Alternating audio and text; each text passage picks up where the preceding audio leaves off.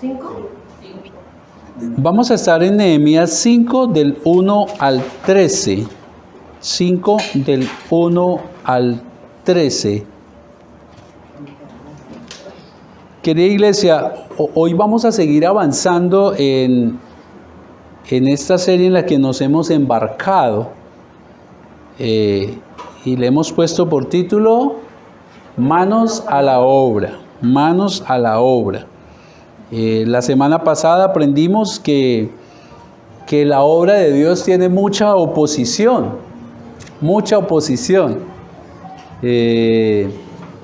Y en el caso de la reconstrucción de los muros de Jerusalén, pues hubo oposición externa, ¿recuerdan?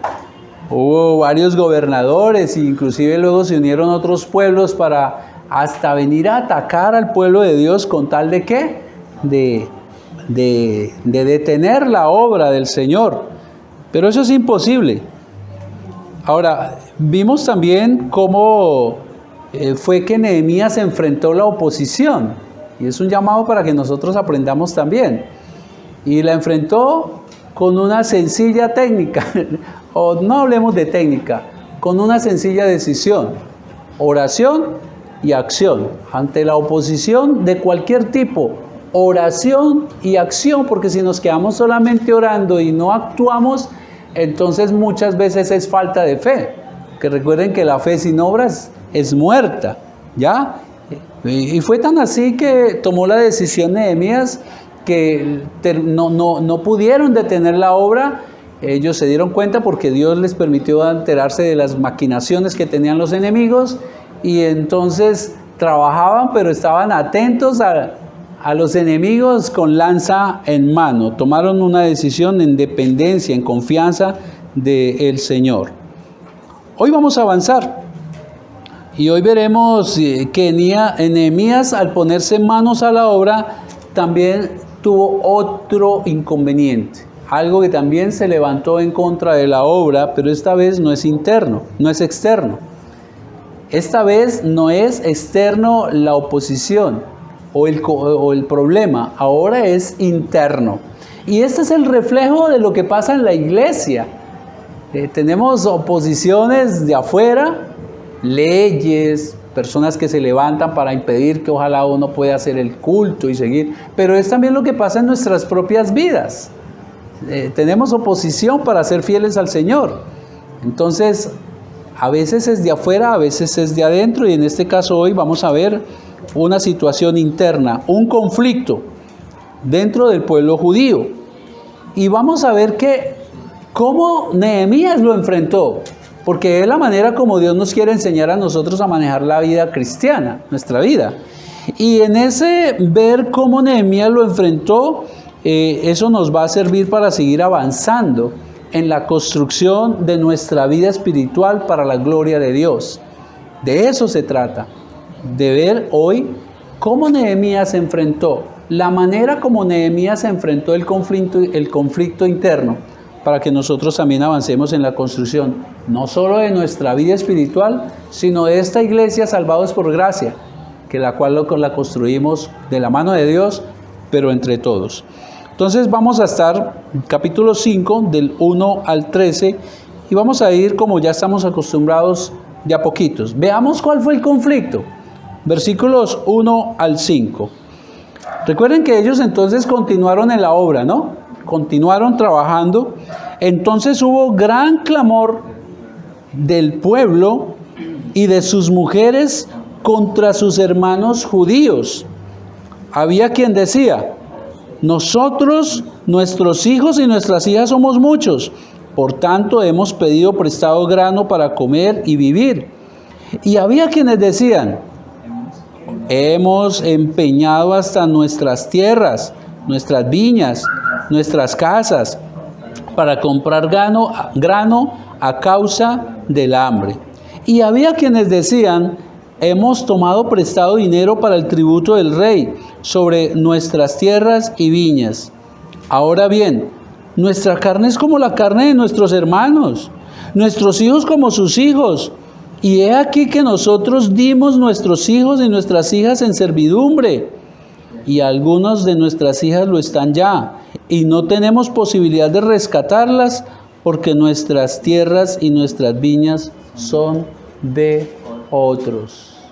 ¿Perciben allí? Un conflicto interno entre los propios hermanos.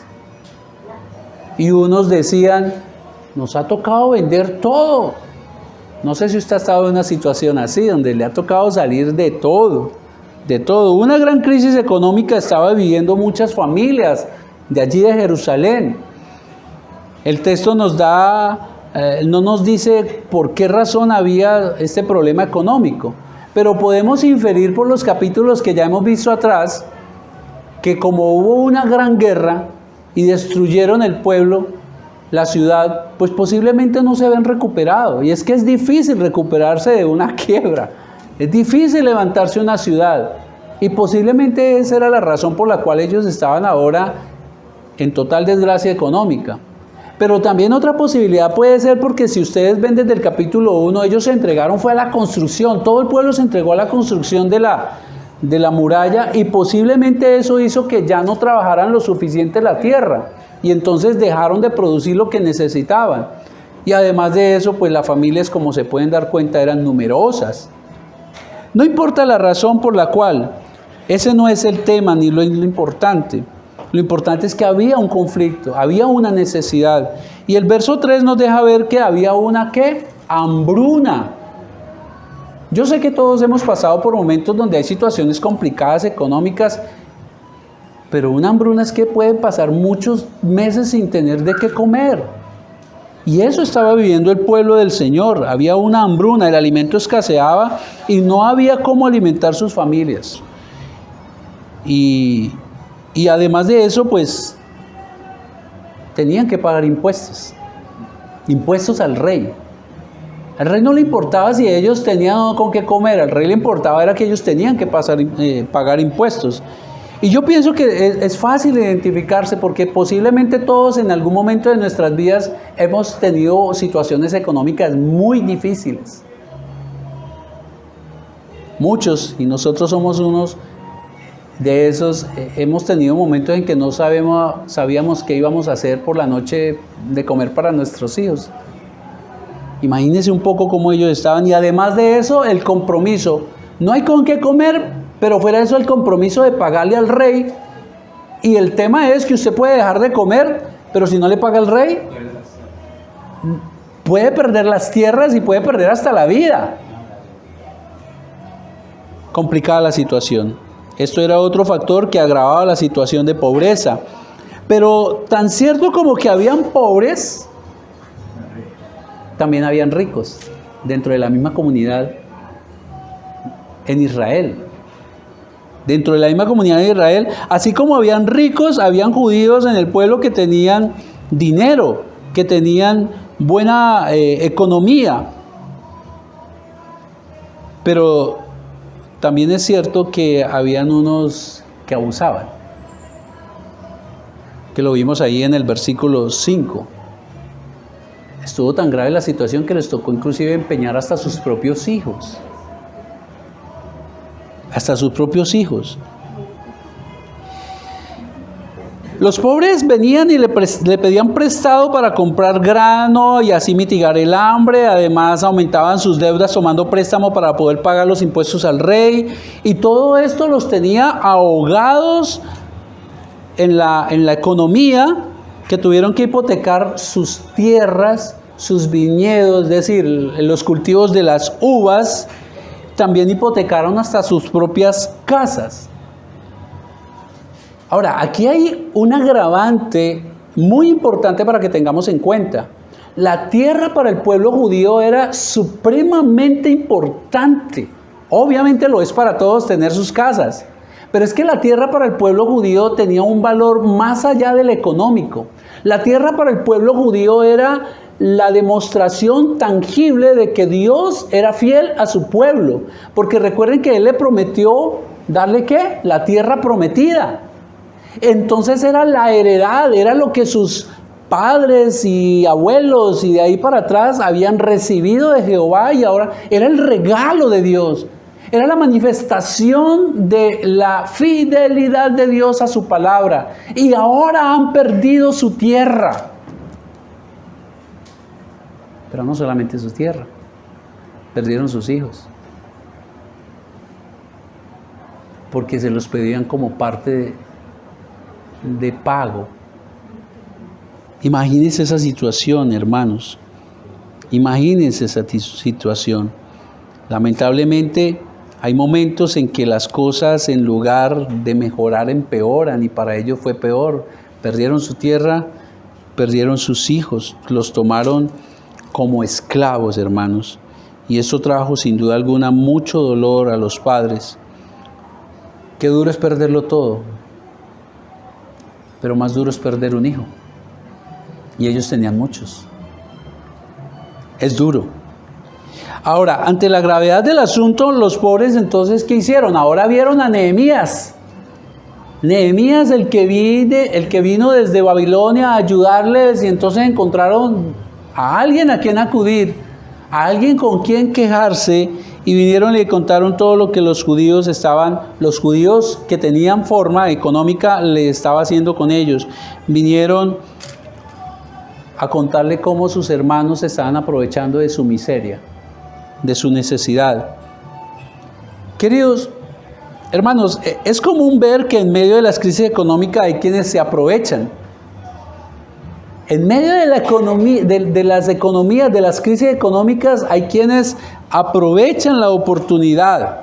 Los comerciantes se aprovechan de los pobres, los comerciantes elevan los precios para ganar más, los prestamistas abusan con sus intereses altos, y si el pobre le da por vender sus cosas, le ofrecen cualquier peso.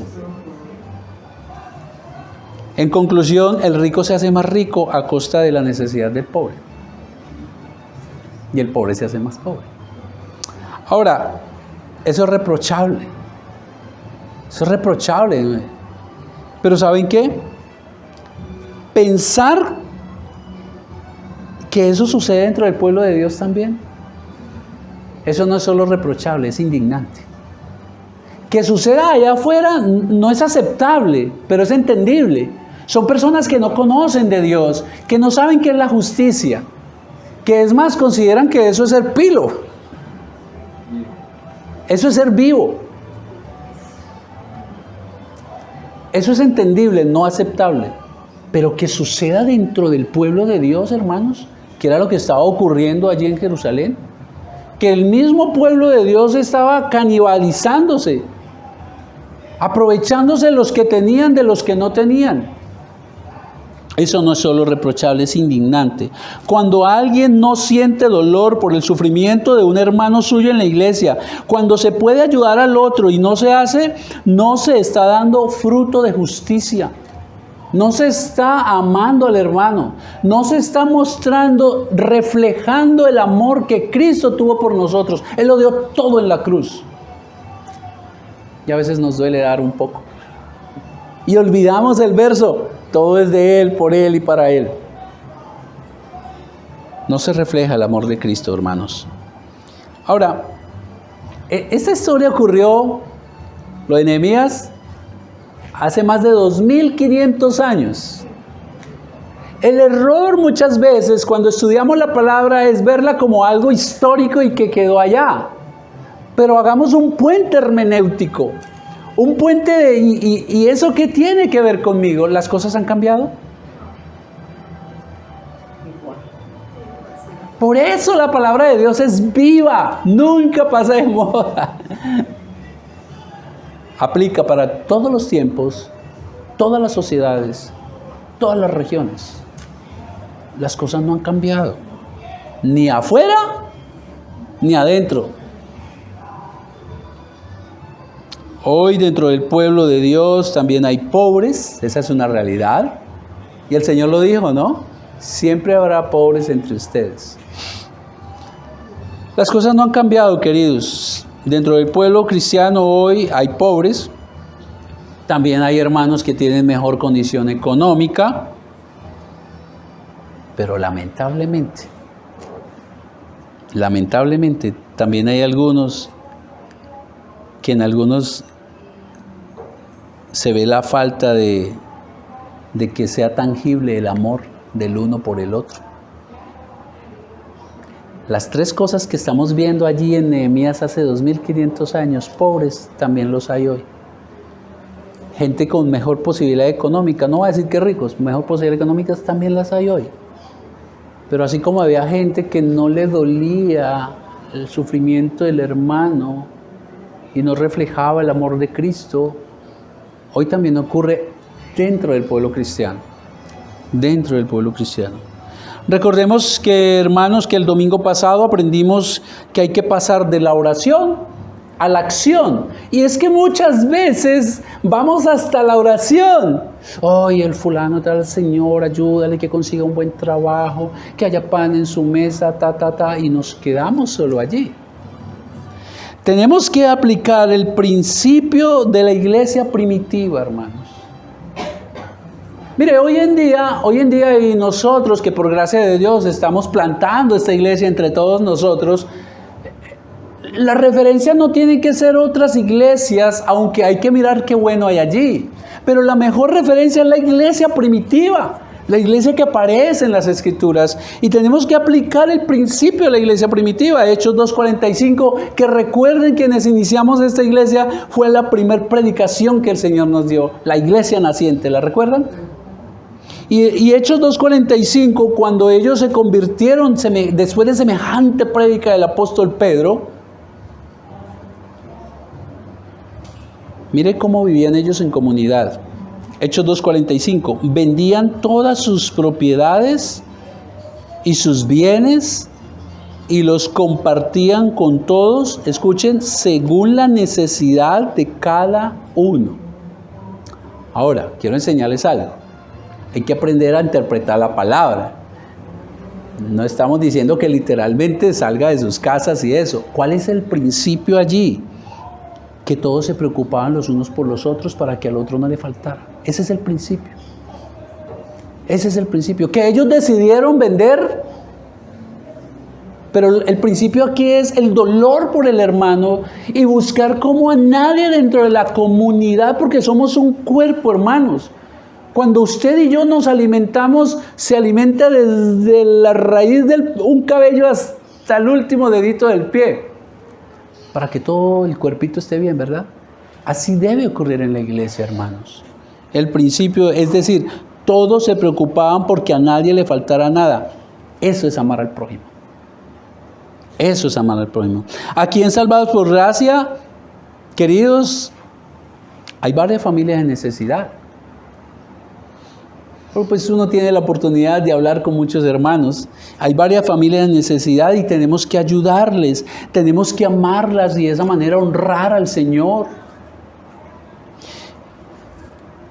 Y por ello usted debe acercarse más al hermano. Porque es que otra cultura que está ocurriendo en las iglesias es casi que venimos a una conferencia, ¿no? Uno a una conferencia, participa, terminó, chao. No, hermanos, hay que sacar espacios para conocer al hermano, para tomarse un cafecito, porque allí hay la oportunidad de saber cómo está el hermano. Y no solo necesidades económicas. Inclusive hay personas que tienen económicamente todo organizado y tienen otras situaciones complicadas, queridos. Por ello usted debe acercarse más al hermano para conocer sus padecimientos, no solo económicos. Mirar qué necesita. Pero también es un llamado para el que está en necesidad, morir. Morir al orgullo y contarle al hermano, mira, tengo esta situación. Tengo esta situación. Ese es el conflicto que estaba pasando allí en el pueblo de Israel. Ahora miremos la manera como Nehemías enfrentó este conflicto, que es la enseñanza que tiene para nosotros el Señor. Veamos la manera como Nehemías enfrentó el problema. Ahí vamos a estar del verso 6 hasta el 13 y vamos a ir de a poquitos. Verso 6 al 11. Veamos qué hizo Nehemías frente a esto. Y escuchen cómo inicia el versículo 6. Y me enojé. Ese enojar en el original no es me maluqué, no. Se encendió.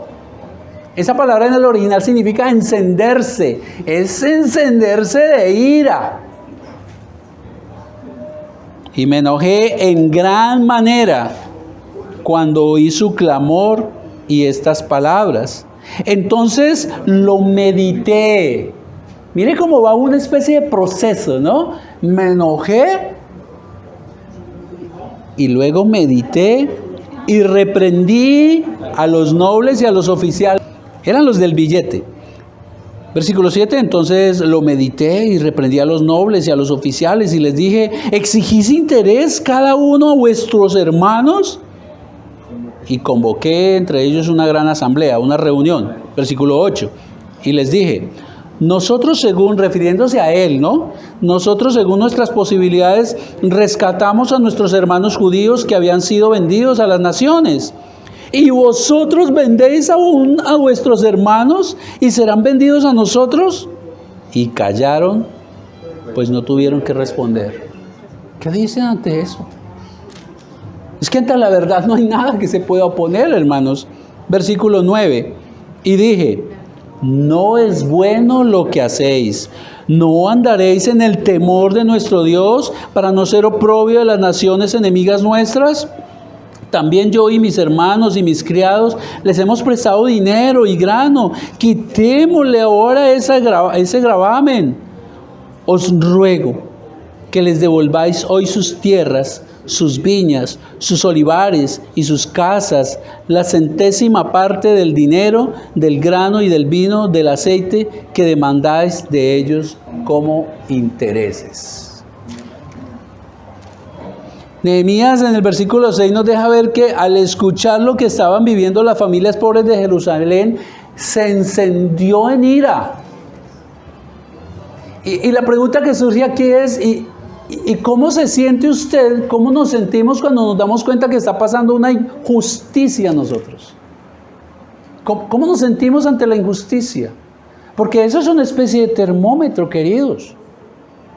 Si usted no siente nada frente a la injusticia, creo que toca revisar un poco si realmente usted es creyente.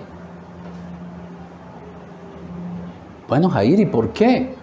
Sencillamente porque es que esa es la actitud de Jesús. En toda la Escritura uno ve la injusticia, Dios la odia.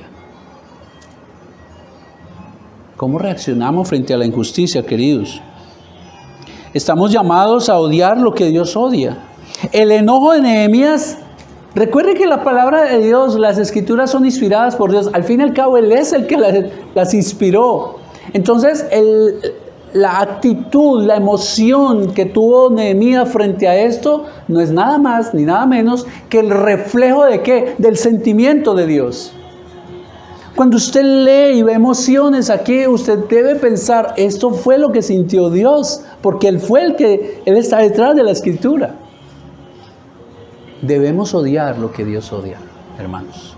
Ese es el llamado. Dios se enojó frente a la injusticia que estaba ocurriendo dentro de su propio pueblo. Escuchen lo que dijo el profeta Isaías en el capítulo 58, versículo 4 al 7.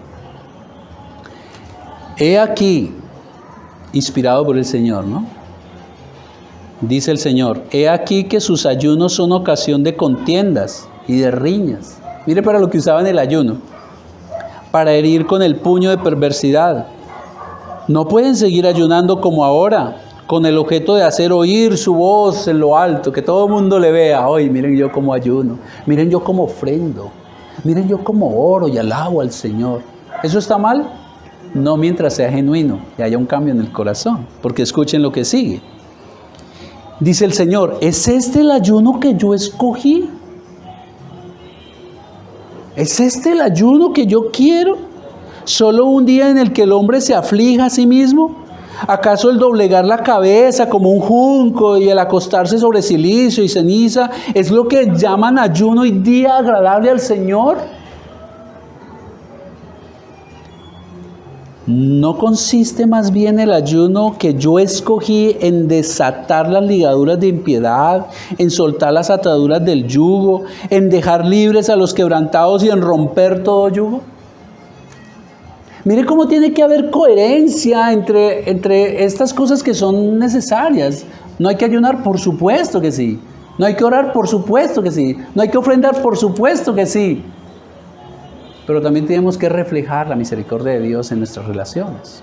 Si no, eso es religiosidad. Religiosidad. Y sigue el Señor hablando. No consiste en cubrir, no, aquí voy más atrás. No consiste en compartir tu pan con el hambriento y en llevar a tu casa a los pobres sin hogar. No consiste el ayuno en cubrir a tu prójimo cuando lo veas desnudo y en no esconderte de quien es tu propia carne, no esconderse de sus propios hermanos para ayudarlos. Ellos conocían esta palabra. Recordemos una cosa. Los judíos desde pequeñitos empiezan a enseñarle la Torá.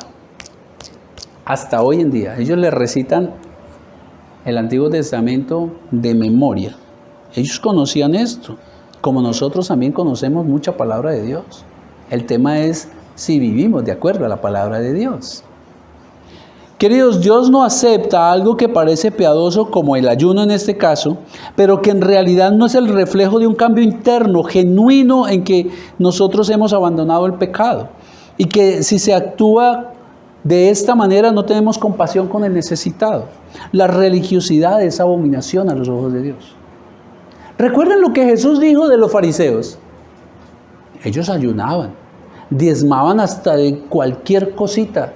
Se lavaban las manos para no contaminarse con el pecado. Y el Señor les dijo, sepulcros blanqueados. Y es que así regalábamos al cementerio, ¿no? Tan lindas esas lápidas, preciosas. Qué lindo, pero adentro hay muerte. Adentro huele feo. Esa es la religiosidad, hermanos.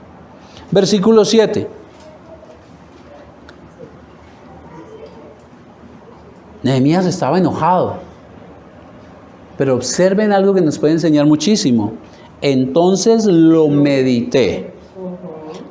Y reprendí a los nobles y a los oficiales y les dije, ¿exigís interés cada uno a vuestro hermano? Y convoqué una reunión.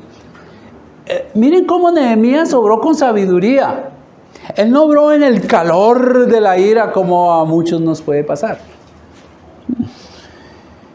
Meditó qué debía hacer. Meditar no es ese meditar que nos han enseñado a y perderse. Es reflexionar en la situación, pero con sustento bíblico. Y saben, queridos, cuando meditemos, preguntémonos algo. ¿Qué haría Jesús en este caso? Cuando usted vaya a tomar una decisión de cualquier tipo, pregúntese, ¿qué haría el Señor en este caso? Y eso nos lleva como a alinearnos a Él, ¿no? Hermanos, Él no obró en caliente. Él se entregó a la meditación de qué hacer en este caso.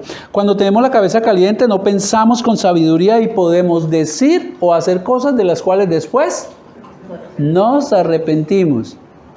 Y después de que decimos algo, hermanos, eso más reversa tiene una flecha. Recuerdo nuevamente las palabras de un compañero de trabajo que tuve hace muchos años. Me dijo, Jair, uno es amo de lo que calla y esclavo de lo que habla.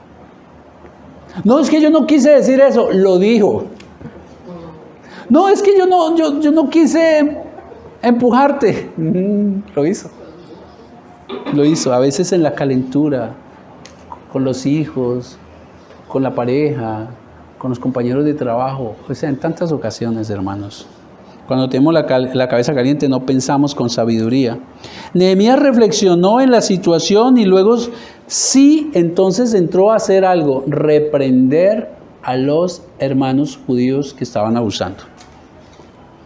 A los jefes, a los nobles, que estaban actuando mal con sus hermanos judíos. Además de todo lo que sabemos que estos habían hecho, les estaban prestando, pero les estaban empeñando sus casas, les quitaron sus tierras, les quitaron sus viñedos, les cogieron los hijos, pero no era todo. Aquí en el versículo 7 vemos que además hicieron otra cosita. les estaban cobrando intereses. Y saben, en aquella época, la costumbre de los pueblos era cobrar intereses que generalmente eran, se van a asombrar, del 50%. Del 50%, ¿quién paga una deuda de esas? Si ve que el tema del gota a gota no es nuevo. Porque han hecho como estudio y el gota a gota es un interés altísimo. No, se quedó en pañales. Cobraban el 50% en aquella época. Abusaban de la desesperación del necesitado, hermanos. Y entonces eso hacía imposible pagar cualquier deuda. Imposible. Y entonces por esa razón terminaban esclavos. Te entrego mis hijos porque no tengo que pagarte. Y al final ellos mismos, no, pues me entrego yo y se acabó. Versículo 8. Y les dije, nosotros, refiriéndose a él y a los que habían venido de Babilonia, ¿no? Nosotros, según nuestras posibilidades, miren lo importante, a veces decimos, no, pero es que ¿cómo le voy a ayudar? Si yo, no, según nuestras posibilidades, queridos, en todo. Tal vez en lo económico tengamos limitaciones, pero tendremos limitaciones para dar un consejo. Tendremos limitaciones para ir y consolar a un hermano. Tenemos limitaciones para ir tal vez y ayudar en otras cosas. Según nuestras posibilidades. ¿Que no tengo tiempo? Bueno, según las posibilidades de tiempo. No tengo mucho dinero. Bueno, pero si hay 2 libras de arroz podemos compartir. Nosotros, según nuestras posibilidades, rescatamos a nuestros hermanos judíos que habían sido vendidos a las naciones. ¿Y vosotros vendéis a vuestros propios hermanos? ¿Y serán vendidos a nosotros? Y callaron, no tenían nada que responder, hermanos. ¿Qué pasó? Cuando Babilonia vino y atacó al pueblo judío, entonces en eso, además de muerte, destrucción, se los llevan esclavos. A los ancianos, a los paralíticos, a eso los dejan, a los enfermos, pero se llevan a los otros, se los llevan esclavos, y no solamente se los llevan esclavos, los vendían a otras naciones. Entonces lo que Nehemías está diciendo es, según nuestras posibilidades, mire lo que hizo Nehemías, con sus recursos fue y rescató a sus hermanos que estaban esclavizados en otros países, y los trajo, y ahora ustedes van a hacer lo mismo. Es entendible que Babilonia, Nabucodonosor lo haya hecho, pero que usted ahora esclavice.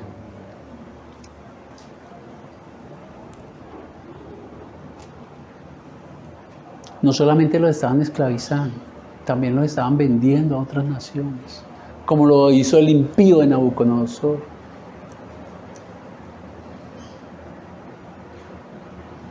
¿Ven ahora el enojo de Dios expresado en el enojo de Nehemías? La injusticia nos tiene que doler, hermanos.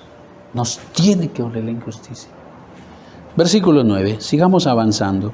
Conforme avanzamos, vamos entendiendo más, no solo el problema, sino cómo se atendió por parte de Nehemías. Y Nehemías dice, y dije, no es bueno lo que hacéis. No andaréis en el temor de nuestro Dios, para no ser oprobio de las naciones enemigas nuestras.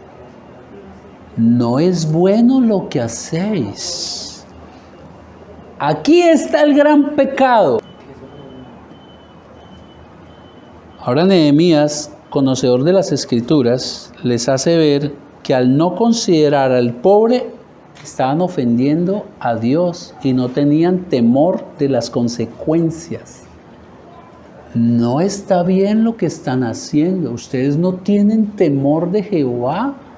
Y es que si hay algo que hoy en día no se habla desde los púlpitos, es que a Jehová hay que tenerle temor.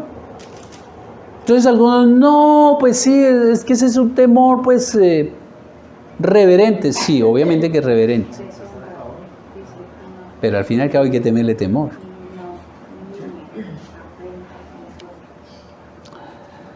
Nehemías conocía las Escrituras y les hace ver que al no considerar al pobre, estaban ofendiendo a Dios, mostraban no temerle y se estaban exponiendo al castigo divino y a hacer la vergüenza de los demás pueblos incrédulos. ¿Han escuchado ustedes? Es muy común esa frase, dice que cristiana. Dice que cristiano y vea como esto o aquello. Escuchen lo siguiente. Levítico 25, 35 al 43 dice lo siguiente. Si tu hermano empobrece, esto es lo que Jehová había enseñado o mandado cómo tenía que vivir el pueblo de Israel.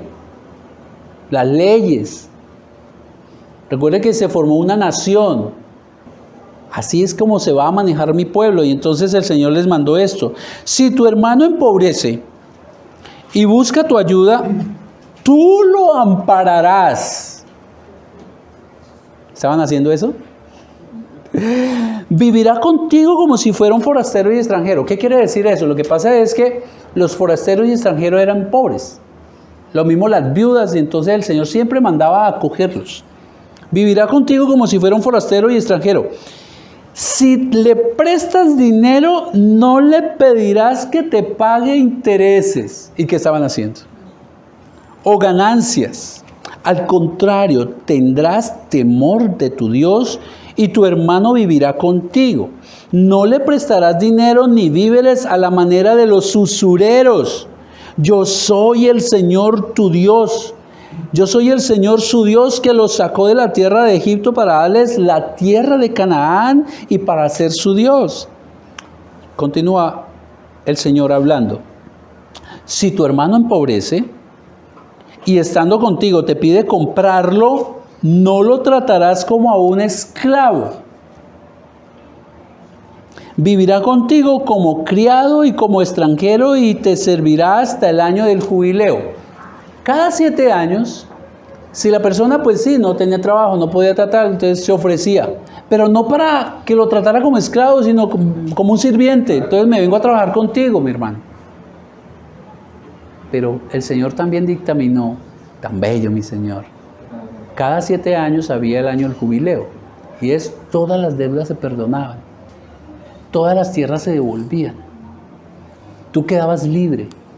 Y entonces el pueblo volvía y arrancaba bien. Hermoso, ¿verdad? No es así hoy.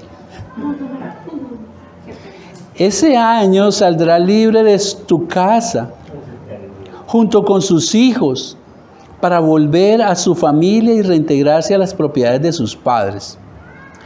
Y es que ellos son mis siervos. Yo los saqué de la tierra de Egipto, así que no serán vendidos como esclavos. Dios los sacó de esclavitud y ahora sus hermanos los están esclavizando, hermanos. No los tratarás con crueldad, sino que tendrás temor de Jehová. Hermanos, los judíos abusadores conocían esta escritura. Porque vuelvo y repito, desde niños se las enseñaban. Ellos conocían lo que Dios esperaba de ellos. Pero entonces, ¿qué hicieron? Decidieron ignorarlas y seguir más bien ¿qué? Su avaricia, su egoísmo. Es un mandato de Dios, hermanos, velar por el pobre. El mismo Dios que da el don para prosperar es el Dios que vigila cómo usted usa sus bienes delante del necesitado, hermanos. Él también es el Señor de los pobres. ¿Recuerdan cómo va cerrando? El Señor dice, porque ellos también son mi pueblo por los cuales yo les di rescate. Desafortunadamente a veces en la iglesia cristiana manejamos lo que Santiago también acusa. Y es estratos. No somos iguales, hermanos. Aquí no hay unos más que otros. Somos iguales, hermanos. Ante el Señor. Pero pareciera que en la iglesia cristiana se filtró lo de la sociedad. Diferentes. No, somos iguales. Él también es el Señor de los pobres. Toda la escritura habla, usted mira las escrituras de Génesis, Apocalipsis y ve el cuidado del Señor por los pobres, por las viudas, los huérfanos, por los extranjeros, hermanos. Estos judíos abusaban y no mostraban temor del castigo de Jehová. Es un llamado para que no hagamos lo mismo, porque quien conoce la verdad y peca deliberadamente acarrea mayor castigo. El que ya sabe qué debe hacer y hace lo contrario, ahora está pecando deliberadamente. Nosotros los cristianos pecamos, por supuesto que sí. Pero es que lo grave es pecar deliberadamente. Eso hace el impío. Y cuando usted y yo sabemos qué hay que hacer y no lo hacemos, la Escritura dice que es contado como pecado. Escuchen lo que les dijo el apóstol Pablo a los Gálatas. Así que según tengamos oportunidad, hagamos bien a todos y mayormente a los de la familia de la fe. Y cuando hablo de la familia de la fe, no me quedo solamente con esta hermosa iglesia que Dios nos ha dado el privilegio de plantar. Es, si usted ve necesidad de un hermano de otra iglesia, no es que es de otra iglesia, no, es un hermano en Cristo. Es un hermano en Cristo. Y lo dice Pablo, inspirado por Dios, mayormente a los de la familia de la fe. Es dejar de mirarnos, es un llamado a dejar de mirarnos nosotros mismos. Generalmente miramos mi necesidad. Pero cuando usted levanta la mirada un poco y mira al hermano, se va a dar cuenta que hay otros que están peores en situaciones más complicadas. Muchas veces me quejo de mi gran necesidad económica y cuando miro a mi hermano, Dios mío, ¿y cómo hacer con el cáncer de su hijo? ¿Me hago entender?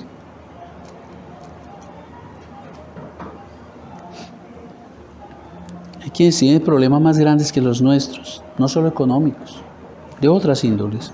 Querida iglesia, ¿estamos viendo el proceso de Nehemías? Aquí hay un procesito. Es el mismo proceso que nosotros debemos seguir cuando vemos a un hermano en pecado. Y aquí hay un llamado interesante. Algo que es necesario y hace parte del amor de Dios. Y del amor en que debemos tenerlo entre nosotros. Es que si usted ve a un hermano que está en pecado, me ve a mí que estoy haciendo algo fuera de las Escrituras, no es solo que ore por mí. Es que usted se acerque a mí, se acerque al hermano y lo reargulla del pecado, le haga ver que está. Eso es algo que ya no se practica en la iglesia. Entonces nos quedamos solo con, uy, si ve el hermanito. Para la gloria de Dios, oremos por el hermano y se vuelve más bien un chismerío. Hay que orar, por supuesto. Pero si usted ama al hermano, usted se le acerca, primero en oración. Hermano, mira, esto que está pasando, mira, en la Escritura dice que es lo contrario.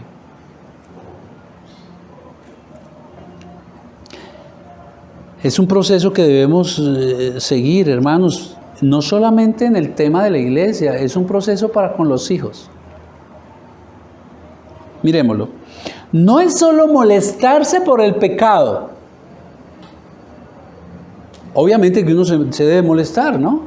Pero no es solo quedarse allí, sino luego meditar la manera más sabia de cómo abordar el asunto. Ahí va el proceso. Molestarse porque hay un pecado, luego meditar, bueno, y ¿cómo es la mejor manera de abordar este asunto? Por eso digo que con los hijos también aplica esta forma. Y luego, ¿qué? Hablar con el hermano. Fue cuando él dijo, y hablé con ellos. ¿Sí? Pero luego, hacerles ver lo que dicen las Escrituras. No, ¿recuerdan cuando él les dice, no es bueno lo que están haciendo, no tienen temor de Jehová? Prácticamente les está diciendo, ustedes saben lo que dice Jehová, lo que acabamos de leer, cómo tratar al pobre, ¿no les da miedo de Dios cómo están actuando? Entonces es molestarse, pero luego meditar, y en esa meditación obviamente vendrá oración, acercarse a la persona o al hijo, o al esposo o a la esposa, pero hablarle con base en las Escrituras, no en yo creo y yo pienso, sino con base en las Escrituras, hermanos. Ellos estaban ofendiendo a Dios, quien les salvó y ha hecho tanto a nuestro favor, hermanos. Ahora vayamos al versículo 10. Él sigue hablando con ellos.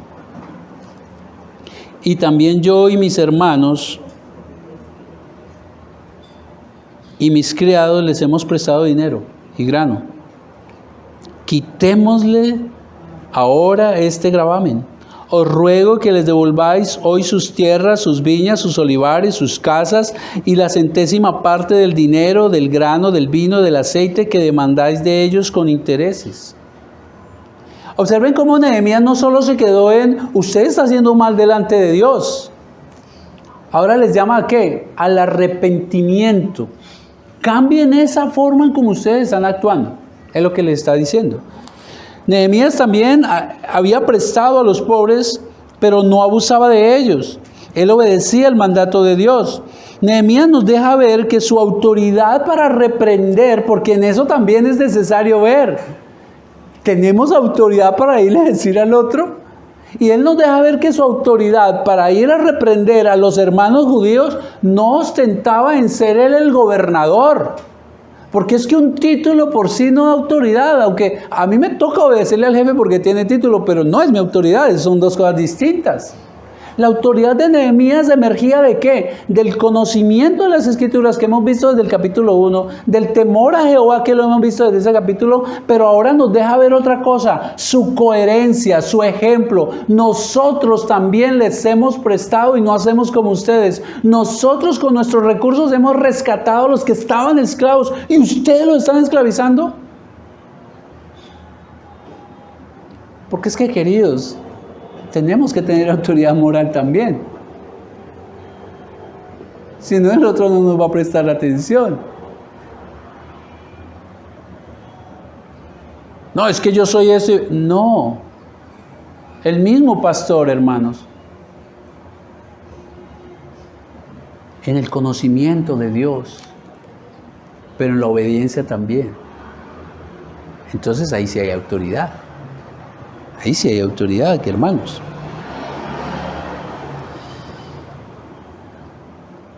Y si usted va, luego lo puede hacer, el versículos 14 al 19, Nehemías sigue mostrando, y no está mal, como Pablo lo dijo muchas veces, ¿no? Imítenme a mí como yo imito a Cristo. Y Nehemías del versículo 14 al 19 deja ver que él como gobernador duró 12 años y durante los 12 años él hizo cosas que ayudaban a los demás. Él, por ejemplo, de su mismo pecunio, él alimentaba a más de 150 personas, él ayudaba a los demás. Él tenía autoridad moral para hacer lo que hizo, hermanos. Siempre mostró su generosidad, buscó hacer bien a los hermanos de acuerdo a la voluntad del Señor. Así mismo debe ocurrir con nosotros, en casa, con nuestra familia, en nuestros trabajos y en todos los ámbitos de la vida. Tenemos que mostrar que realmente somos hijos de Dios, no porque estemos recitando versículos, sino porque además de que hablamos la palabra, vivimos la palabra. Reflejemos a Cristo, hermanos, seamos coherentes en nuestra forma de vivir. Con autoridad moral, Nehemías ha llamado a sus hermanos, ¿a qué? Al arrepentimiento. Porque es que a veces también nos podemos... Mire cómo es un proceso importante. Si nos quedamos solamente enojados, no pasa nada. Enojamos y meditamos, no va a pasar nada. Es meditar, es hablar, mostrarle la palabra, mostrarle lo que está pasando delante de Dios, pero luego es que cambia. Llamar al arrepentimiento, y fue lo que él hizo. ¿A qué? Los llamó a devolver las propiedades de los pobres, a reintegrarle la parte del dinero, del grano, del aceite, a devolverle todo lo que se consideraba propiedad. Y ustedes se preguntarán, ¿y los hijos? ¿No le importaba a Nehemías los hijos? En aquella época los hijos se consideraban propiedad. Así de que allí está implícito que les devolviera a sus hijos. Los hijos eran considerados, así como tener la casa, los hijos eran un bien. Nehemías les ordenó, devuelvan todo. Denle miedo de lo que Dios, ustedes conocen la palabra. Ahora veamos la tercera parte de la predicación de hoy. ¿Cuál fue la respuesta? ¿Cuál fue la respuesta de ellos? Versículos 13 y 14. Perdón, desde el 12. Y dijeron: lo devolveremos y nada les demandaremos. Haremos así como tú dices. Entonces convoqué a los sacerdotes y les hice jurar que harían conforme a esto. Nehemías no se contentó con la palabra. Puso de testigo a Dios.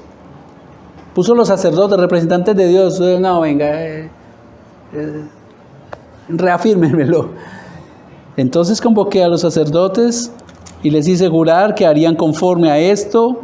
Además sacudí mis vestidos y dije: así sacuda Dios de su casa y de su trabajo a todo hombre que no cumpliere esto, y así sea sacudido y vacío. Y respondió toda la congregación: así sea, amén. Y alabaron a Jehová, y el pueblo hizo conforme a esto. Qué maravilla, ¿no? Ahí se ve frutos de justicia. Queridos, no debemos pecar, obviamente, pero si se nos van las luces, abogado tenemos, a nuestro Señor Jesucristo. Que haya arrepentimiento, es lo que espera el Señor. Que haya arrepentimiento. Les devolveremos y nada demandaremos. Con las palabras de Nehemías, lo más posible es que los culpables recordaron lo que Dios había ordenado en cuanto al trato a los pobres. Ellos volvieron a las Escrituras. ¡Wow! ¿Qué estamos haciendo? ¿Qué estamos haciendo? Volvieron a recordar lo que Dios decía sobre cómo tratar a los pobres, y la consecuencia fue tocada, y su conciencia fue tocada por el poder de la palabra de Dios, y ahora sintieron temor. Recuerdan que Nehemías les dijo: no tienen temor, o sea, están mostrando. Mira, no se trata de decir que yo temo a Jehová, se trata de mostrarlo con mis hechos.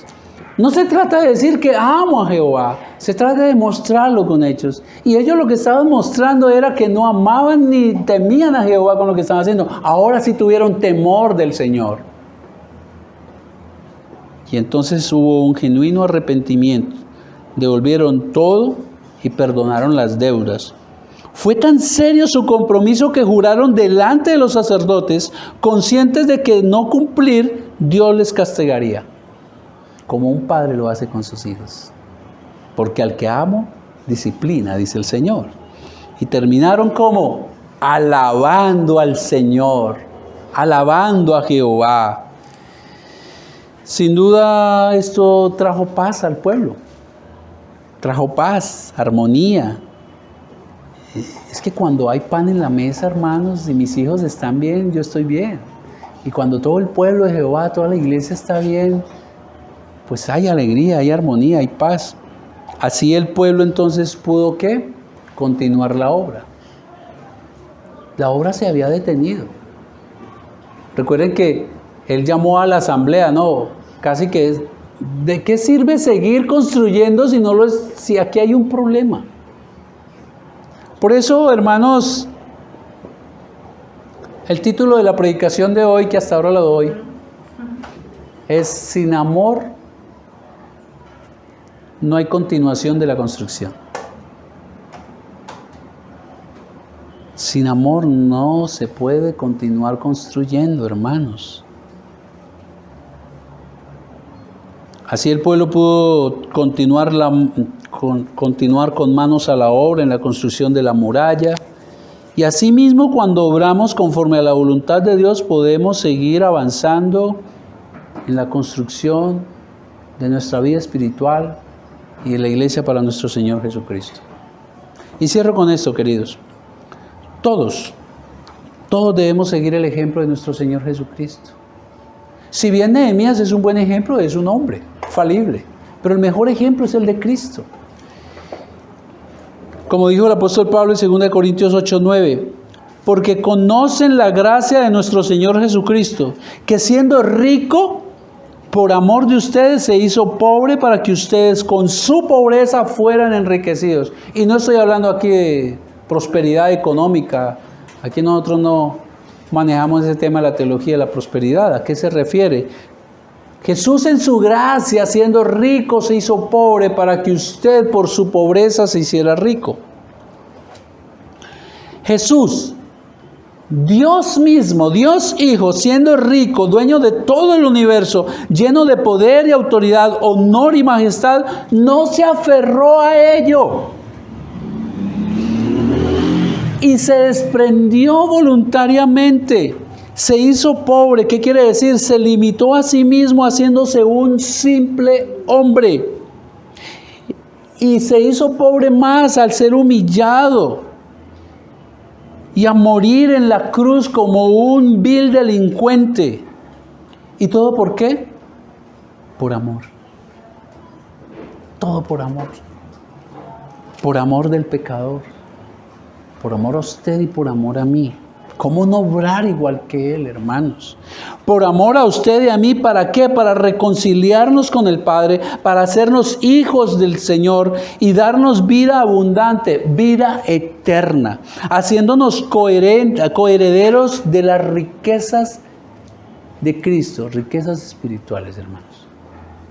Se hizo pobre, se despojó de todo cuanto era, se limitó en su divinidad por amor a usted y a mí, y ahora somos coherederos con Cristo Jesús. ¿Y no hacemos lo mismo? Y aquí hago 3 llamados. 1, llamado a arrepentirnos por no velar por el bienestar y cuidado de los unos por los otros, por no reflejar el amor con el que Cristo nos amó. Hago otro llamado a tomar decisiones sabiendo que un día nuestras obras serán juzgadas, lo dice la Escritura. Pero hago otro llamado. Es posible que por mucho tiempo usted esté viniendo a una iglesia cristiana. Hay gente que lleva años. Supe de pastores que llevaban años como pastores, pero eran simples seguidores y no discípulos de Cristo. Y es posible que uno asista mucho tiempo a una iglesia, pero aún no se haya entregado de verdad al Señor. Y a esa persona le hago un llamado. Y es: reconozca que ha pecado contra Dios, que necesita la salvación de Jesucristo. Solo Él la puede dar porque Él la pagó en la cruz, pagó su deuda. Que su salvación es inmerecida, pero que está disponible para todo aquel que se arrepiente y pone su fe en Jesucristo. Arrepiéntase y deje la religiosidad.